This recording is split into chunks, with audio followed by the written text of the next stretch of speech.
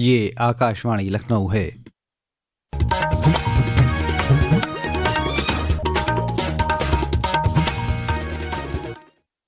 इलाकाई खबरों के साथ मैं आमिर हुसैन सिद्दीकी। सुप्रीम कोर्ट ने सीबीआई को डिजिटल अरेस्ट के मामलों के पूरे मुल्क में एक साथ जांच करने की हिदायत दी है। साथ ही तमाम रियासतों से कहा है कि वो डिजिटल अरेस्ट के मामलों में जांच के लिए सीबीआई को इजाज़त दें। चीफ जस्टिस सूर्यकांत और जस्टिस जोय माल्या बागची की बेंच ने हरियाणा के एक बुजुर्ग जोड़े की शिकायत पर दर्ज मामले में अज खुद नोटिस लेते हुए ये हिदायत दी। तालीम के मरकज़ी वज़ीर धर्मेंद्र प्रधान आज वाराणसी में वज़ीर आला योगी आदित्यनाथ की मौजूदगी में काशी तमिल संगमम के चौथे एडिशन की शुरुआत करेंगे। पेश है एक रिपोर्ट।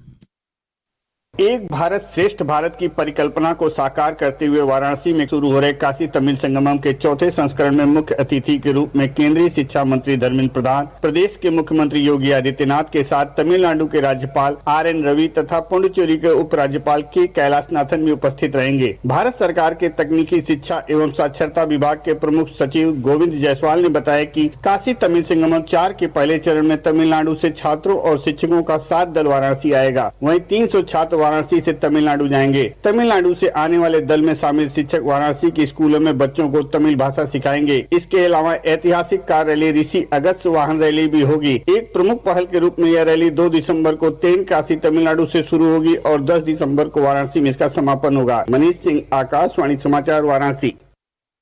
ये इनेकाद 2 मरहलों में किया जाएगा।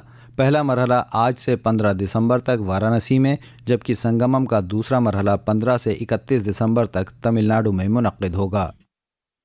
इस बार के काशी तमिल संगमम 4.0 का मूल मंत्र है आइए तमिल सीखें, यानी तमिल कर कलम। यह संस्करण तमिल भाषा सीखने की भावना को केंद्र में रखता है और इस विश्वास को आगे बढ़ाता है कि सभी भारतीय भाषाएं एक साझा भारतीय भाषा परिवार का हिस्सा हैं। काशी में होने वाले इस आयोजन में 1400 से ज्यादा प्रतिनिधि तमिलनाडु से शामिल होंगे। इनमें छात्र, शिक्षक, लेखक और मीडिया पेशेवर, कृषि और संबद्ध क्षेत्रों के लोग और कारीगर, महिलाएं और आध्यात्मिक विद्वान शामिल हैं। सुशील चंद्र तिवारी, आकाशवाणी समाचार, लखनऊ। वज़ीर आला योगी आदित्यनाथ ने धान खरीद मरकज़ों पर आने वाले हर किसान का धान खरीदने और वक्त पर उनके बैंक खाते में सीधे अदायगी करने की हिदायत दी है।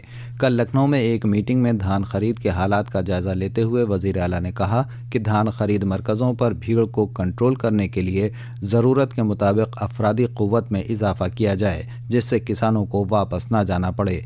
उन्होंने धान खरीद मरकज़ों की तादाद 5000 करने की हिदायत दी ताकि किसानों को अपने गांव के नज़दीक ही सहूलत दस्तयाब हो सके। मीटिंग के दौरान वज़ीर आला ने मिड डे मील और आंगनबाड़ी मरकज़ों में फोर्टिफाइड चावल की सप्लाई बिना किसी रखने के यकीनी बनाने के लिए भी कहा। नायब वज़ीर आला ब्रजेश पाठक ने कहा है कि रियासत के सभी ज़िलों और तहसीलों तक जदीद तरीन सेहत खिदमात पहुँचाने के लिए हुकूमत लगातार कोशिश कर रही है। कल लखनऊ में मुनक़्क़िद तरक्की याफ्ता उत्तर प्रदेश कॉन्क्लेव से खिताब करते हुए जनाब पाठक ने कहा कि रियासती हुकूमत ने सेहत खिदमात की तोसी में तारीख़ी कामयाबियाँ हासिल की हैं। इस मौके पर तिब्बी तालीम और सेहत के वज़ीर ममलकत मयंकेश्वर शरण सिंह ने कहा कि तरक्की याफ्ता उत्तर प्रदेश ही तरक्की याफ्ता भारत की राह हमवार करेगा और इसमें सेहत के शोबे का किरदार फैसला कुन होगा। रियासत भर में SIR का काम तेज़ी से चल रहा है। रियासत के कई ज़िलों ने इसमें नुमायाँ पेशरफ्त की है। एटा में SIR का काम मुकर्ररा मुद्दत से कबल 100% मुकम्मल हो गया है, जबकि अमरोहा में SIR से मुतालिक काम की पेशरफ्त तकरीबन 83% है।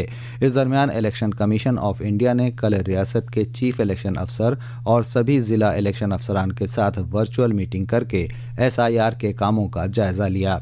इस सिलसिले में चीफ इलेक्शन अफसर नवदीप रेणुआ ने बताया कि गिनती फार्मों को जमा करने और डिजिटाइज करने में लगे अमले की मेहनत से रियासत में अब तक 11 करोड़ 95 लाख से ज़्यादा राय दहिंदगान के गिनती फार्मों का डिजिटाइजेशन पूरा किया जा चुका है। उन्होंने बताया कि 18,582 BLO ने अपना काम 100% मुकम्मल कर लिया है।